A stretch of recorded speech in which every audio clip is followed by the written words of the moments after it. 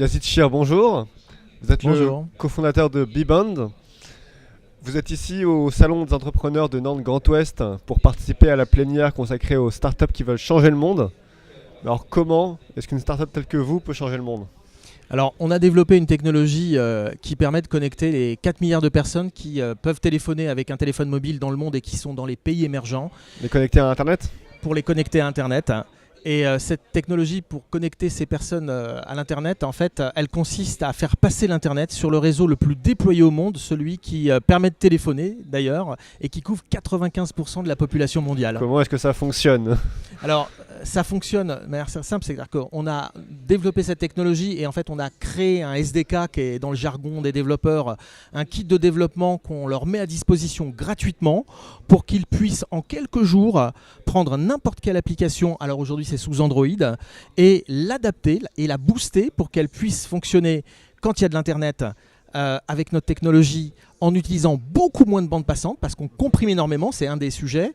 Et puis quand il n'y a plus rien, quand il n'y a plus de 3G, Wi-Fi, Edge, GPRS, on va continuer à faire fonctionner, à connecter cette application à l'Internet en utilisant le réseau 2G, celui qui permet de téléphoner. Pour résumer, les données sont de plus en plus grosses, mais doivent passer par des tuyaux parfois très petits pour arriver dans les pays émergents. Et votre techno permet de faire adopter un régime minceur à ces applications gourmandes en données. Tout à fait, jusqu'à l'usage du réseau le plus déployé au monde qui permet de téléphoner en mobilité.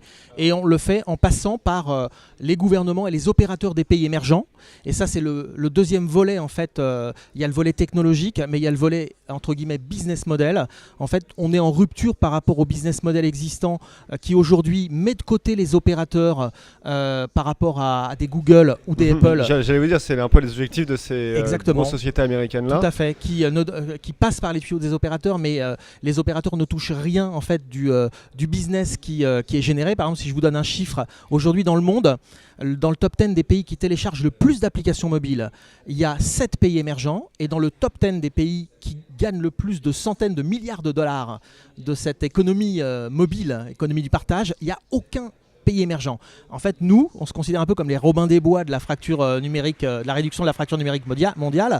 Et en fait, on veut changer la donne. Comment? En fait, en mettant en place un business model avec les opérateurs où on les remet au cœur en fait de cette révolution, et on passe par les opérateurs pour connecter 100% de leurs abonnés mobiles sans aucun investissement de leur part, donc sans capex. Et deuxième point, comme on est connecté avec les opérateurs, on va pouvoir monétiser les applications. En passant dans des pays où il n'y a pas de bancarisation ou très peu de bancarisation, on passe par les opérateurs et par la puce des opérateurs pour monétiser les applications des développeurs dans le monde entier. Aujourd'hui, vous en êtes où? Dans quel pays est-ce que Biband est utilisable? Et dans quel pays est-ce qu'elle va l'être bientôt? Alors, on est aujourd'hui connecté, le premier pays ça a été l'Algérie, ensuite la Tanzanie, la Palestine, et on a fait des pilotes en fait qui ont été des succès et qui vont être déployés. Alors le plus gros c'est en Inde, on a signé avec la ministre des Télécoms indienne qui nous a mis dans son plan, ce qu'il appelle Digital India, son plan stratégique, où en fait elle nous considère, texto, c'est elle qui nous le dit, comme l'Internet du dernier miles. Et en fait, on va connecter 250 000 villages de plus de 1000 personnes qui aujourd'hui et même dans les années à venir ne pourront pas être connectés, qui représentent plus de 650 millions d'habitants en Inde.